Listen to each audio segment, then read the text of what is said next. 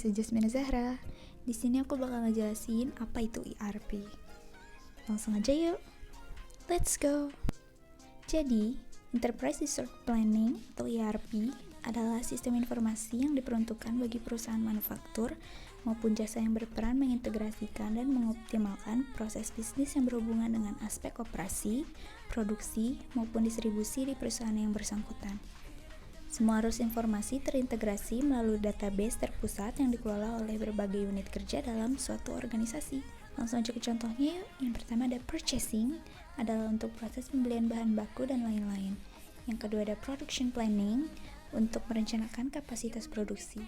Yang ketiga ada sales order processing, untuk penjadwalan, pengiriman, dan invoice pemesanan. Yang keempat, ada financial accounting untuk menghasilkan laporan keuangan perusahaan, dan yang terakhir ada human resource untuk mengelola sumber daya manusia. Lalu, aku bakal menjelaskan tentang keuntungan menerapkan ERP. Yang pertama, data keuangan terintegrasi, sehingga manajemen memperoleh data yang up to date dan dapat mengatur keuangan lebih baik. Yang kedua, data dan informasi terstandarisasi.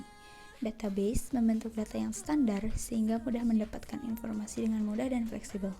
Dan yang terakhir, proses operasi terstandarisasi. Maksudnya, semua sistem telah terstandarisasi, maka semua divisi menggunakan sistem dengan cara yang sama, sehingga menjadi lebih efektif dan efisien. Selain keuntungan, ada juga kelemahan menerapkan ERP. Yang pertama, karyawan belum siap dengan sistem yang baru. Yang kedua, strategi operasi tidak sesuai bisnis proses. Dan yang terakhir, waktu dan biaya melebihi anggaran, persiapan implementasi tidak dilakukan dengan baik. Oke, selanjutnya aku akan menjelaskan apa saja modul-modul yang ada dalam SAP dan fungsinya. Yang pertama ada FICO atau Financial and Control, adalah singkatan dari Financial, Accounting, and Controlling, menggabungkan di dalamnya standar akuntansi, manajemen uang atau kas, ledger umum, konsolidasi yang bertujuan untuk laporan keuangan, serta akuntansi biaya yang terdiri dari cost center accounting, elemen cost accounting, hingga analis terhadap keuntungan. Yang kedua ada PP atau Production Planning. Modul PP berguna untuk menjalankan proses perencanaan dan kontrol terhadap aktivitas manufaktur yang terjadi di dalam suatu perusahaan. Di dalam modul ini, terdapat pula keseluruhan konfigurasi sistem, data master, dan juga solusi-solusi yang ada bagi proses produksi. Yang ketiga ada MM atau Material Management, bertujuan membantu menjalankan proses pengembalian atau procurement secara manajemen inventaris. Modul penting ini mencatat hal-hal tersebut setiap harinya.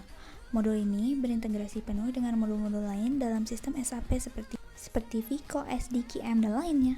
Yang keempat ada SD atau Sales and Distribution. Modul SD membantu meningkatkan efisiensi dan aktivitas operasional perusahaan yang berkaitan dengan proses yang dilakukan terhadap pesanan dan pembeli, seperti halnya penjualan, pengiriman, dan penagihan. Modul ini berintegrasi penuh dengan modul-modul lain dalam sistem SAP seperti FICO, MM, dan PP. Yang kelima ada HR atau Human Resource. Modul ini berguna untuk mengadakan integrasi terhadap rangkaian proses yang terjadi dalam Departemen Human Resource, mulai dari aplikasi, registrasi, administrasi karyawan, manajemen waktu, pembiayaan perjalanan kerja, hingga pemenuhan gaji. Seluruh aspek yang terdapat dalam modul ini terdiri dari masa pelatihan hingga penilaian terhadap karyawan. Yang keenam ada CRM atau Customer Relationship Management. Modul ini berkaitan langsung dengan back-end dari sistem ERP, serta sistem manajemen supply chain, sistem business intelligence, serta interaksi penerapan di lapangan, dan lainnya. Tujuan dari modul ini adalah untuk menyediakan informasi yang lebih baik terkait analisis mengenai hal-hal yang akan menjadikan perusahaan sebagai pelaku bisnis lebih mengerti akan kepuasan konsumen. Tidak hanya itu, modul CRM juga membantu untuk selalu memperbaiki kualitas servis, menyelesaikan masalah tepat waktu, dan meningkatkan hubungan baik yang terjalin dengan konsumen.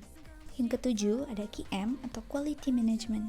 Modul ini membantu melakukan pengecekan terhadap kualitas dari rangkaian proses yang terjadi dalam logistik. Dan yang terakhir ada PS atau Project System. Modul ini mempermudah adanya integrasi terhadap keseluruhan proses dari perencanaan proyek, eksekusi, dan kontrol. Itulah modul SAP yang sering digunakan di perusahaan. SAP sendiri adalah salah satu contoh aplikasi dalam penggunaan ERP pada perusahaan. Dengan begitu, tentu saja SAP punya fungsi yang serupa dengan ERP. Serupa pula dengan ERP, Anda akan menemukan sejumlah modul dalam SAP, misalkan modul Finance and Control, modul Production Planning, modul Material Management, modul Sales and Distribution, modul Human Resource, dan modul Customer Relationship Management. SAP yang juga dibuat oleh ERP dari Jerman. Tujuan SAP yang lebih spesifik ialah untuk menemukan jalan keluar end-to-end untuk bagian-bagian dalam perusahaan termasuk finansial, logistik, bahkan inventaris. Oke, segitu aja yang bisa aku jelasin. Semoga menarik ya. Dadah!